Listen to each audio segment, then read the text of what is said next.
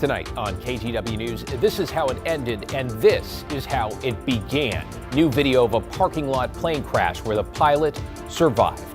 Plus, caught on video, a routine police call quickly takes a turn. The officers usually don't know what they're really walking into until they get there. Why Vancouver officers say they had to restrain a 15-year-old in a headlock. Then a train goes off the rails in Salem, hitting a semi. And later, we won one game and it's beautiful and it's nice, but we have a long job ahead of us. All business for the Blazers as fans get ready to cheer on Rip City in their first home playoff game in years.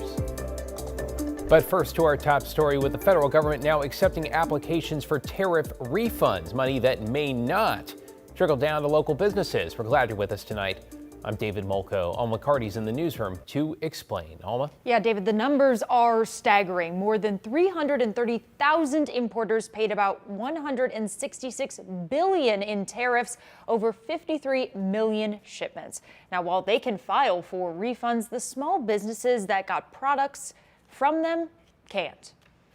It was a lot of uncertainty at first, and we weren't sure what to do, and they happened, and prices did increase. Over the past year, the topic of tariffs has been a big one for small businesses. Manufacturers absorbed them as much as they could. We absorbed them as much as we could, and then a lot were passed along to customers at the store. Barb Wright, owner of Oodles Kids in Southeast Portland, first spoke with KGW last April, not long after President Trump imposed sweeping global tariffs. We have a lot of products that are imported, and we were always against the tariffs. A year later, after the Supreme Court strikes them down and a refund portal opens up, we check back in. I, as a retailer, and most everyone else who's a smaller business, will not qualify for any sort of refund because we didn't actually directly pay the tariffs. Those who do qualify, importers and their brokers. Tia Sandberg is a compliance manager for a customs broker and freight forwarder. It's actually going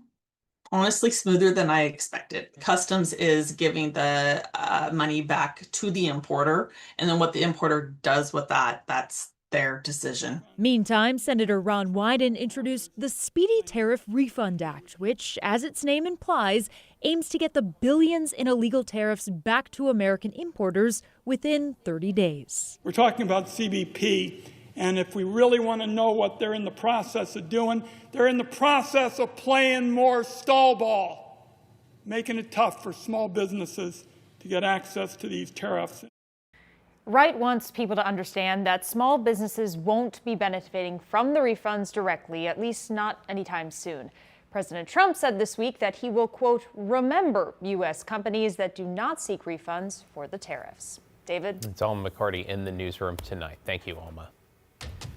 Tonight, new body camera video shows the moment a 15-year-old got into a fight with a Vancouver police officer. A warning while everyone walked away. The video may be hard to watch. Authorities say it started as a disturbance call in downtown Vancouver April 4th. When officers got there, the teen was reportedly acting aggressively with two people who officers later learned were his mother and stepfather. As the officer tried to take the teen into custody, they say he fought back, at one point reaching for the officer's gun and tearing several items off of his ballistics vest. Vancouver police say the officer used a, quote, form of neck restraint to get the teen under control. By now, Washington law, that kind of restraint can only be used if the officer is protecting his life or someone else's. As a criminal justice professor explained, the response has to be measured.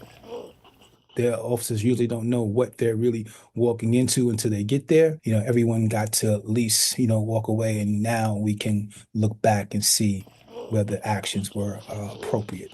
Speaking of that, the Clark County Sheriff's Office is now investigating the use of force. The suspect, meanwhile, was booked into a juvenile justice center, charged with attempted robbery and assault of a law enforcement officer. To get you caught up on tonight's other headlines now, a freight train derailment in Salem this afternoon caused a close call with a semi and shut roads on the north side of town. 3 train cars, including one carrying ethanol, along Cherry Avenue derailed just before 1. Officials with Portland Western say there's no sign of a leak and no one, including the driver of a semi-truck who was swiped, was hurt. No word yet on the cause. Police say the area could be closed throughout the night. Nike has announced about 1,400 more layoffs across its global operations. The company saying most of the cuts will hit its technology team. CNBC reporting this will impact less than 2% of its workforce. Nike says it's trying to build a model that will deliver, quote, long-term profitable growth, unquote. It's unclear how many local workers could be impacted. Rather, this follows several rounds of layoffs in recent years, with the latest being almost 800 employees getting pink slips in January. And the federal government is moving to reclassify marijuana as a Schedule III drug. This is the same as Tylenol with codeine, for example, rather than Schedule I, which includes heroin and ecstasy. The move opens the door to more research on marijuana's medicinal properties and will likely ease the federal tax burden on dispensaries in states where the drug is legal. The Drug Enforcement Agency has to hold administrative hearings before a judge before this change can take effect. Well, let's take a live look outside on this Thursday night on a day where much of the valley did not make it out of the clouds, though it looks like that's about to change. Chief Meteorologist Matt Zafino here with the first look ahead to Friday and the weekend. Matt. Hey, David, thanks a lot. You know what? Mount Hood, not visible early in the day, but then the clouds totally cleared. The mountain came out, the sky was blue, and you know what? That process is happening in the valley now, too. Here's a live look at Timberline, doing some grooming up there in the Palmer. It's 35 degrees there. The clouds were very slow to clear here in the valley, but cleared they did across the southern valley, eventually making its way up towards Portland, but not until after about sunset. But again, we're mainly clear right now. Our high was 57 today. That's below average by about 7 degrees, but 60 is pretty widespread in central Oregon and southern Oregon. They'll be completely widespread across the entire state, including the coast, during the day tomorrow. Now, the rainfall, we are above average, not only since the 1st of October, but also for the month of April so far. But look at this. For tomorrow, we're clear. 43 in the morning. No worries about frost. 68 in the afternoon. Sun set at 8:09 tomorrow, David, as the days continue to get longer. And they're going to continue to get warmer, too, especially later next week. I'll have that in a bit. Back to you. Looking like a beautiful day. Thanks, Matt. You know what? Perfect timing for this. A live look at Moda, less than 24 hours out from Game 3 and Round 1 of the Western Conference playoffs, with the Blazers bringing the playoffs back to Portland for the first time in 5 years. As we said, a lot to celebrate. The series currently tied at 1. The Blazers hoping to repeat that impressive showing, a fourth quarter comeback Tuesday night in San Antonio. One big question, though, the status of Spurs star Victor Wembanyama after he hit his head and suffered a concussion. This video showing him with the team at the practice facility for boarding a charter flight with his teammates to Portland. Wembanyama officially listed as questionable, which means he hasn't been ruled out. The Blazers say, though, they're preparing for all scenarios, and whether he's playing or not, the focus for them remains the same: to get downhill, to attack, to be physical, and to play with urgency. I think we understand that we can't get too high. You know, we won one game and it's beautiful and it's nice. Nobody expected us to win, so that got out of the way, but we have a long job ahead of us. Oh, we have faith. Let's talk about the fans now. Some 20,000 who will pack a Moda tomorrow, though in a break with tradition will not be getting free playoff t-shirts, perhaps some other swag, though right now that remains unclear. Instead, Portland Gear stepped up to print its own shirts. It handed out about 200 to ticket holders this morning, all within a matter of minutes. The shirts, printed by Hyder Graphics in Beaverton, had the phrase "Red Hot Rising," a nod to the Blazers of another era and perhaps the promise of what could be.